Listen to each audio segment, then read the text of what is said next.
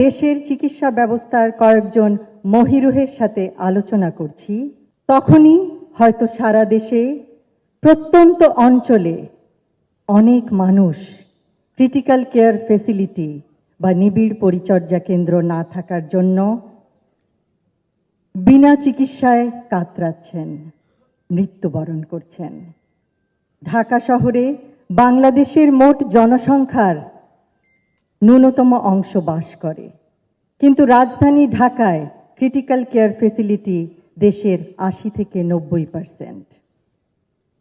বিভিন্ন গ্রামে critical care চিকিৎসা ব্যবস্থা একেবারেই অপ্রতুল।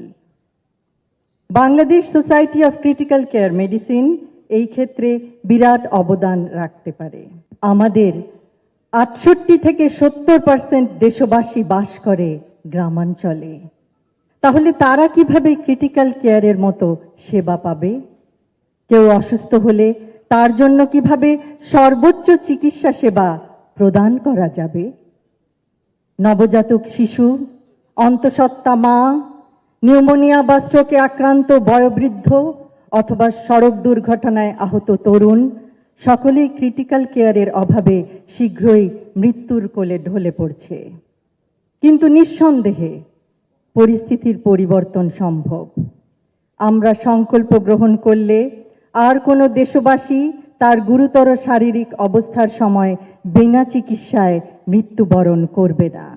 দেশ হিসেবে আমরা জনসংখ্যায় বিশাল, কিন্তু সামর্থ্য সীমিত।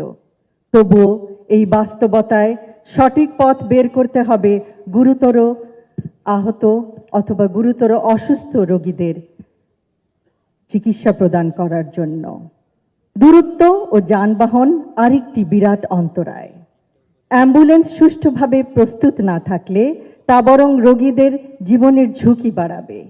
প্রত্যন্ত গ্রামাঞ্চলে ক্রিটিক্যাল কেয়ার প্রদান করতে না পারলেও অন্তত প্রপারলি ইকুইপড অ্যাম্বুলেন্স দ্বারা রোগীদের সদর হাসপাতালে আনা যায়।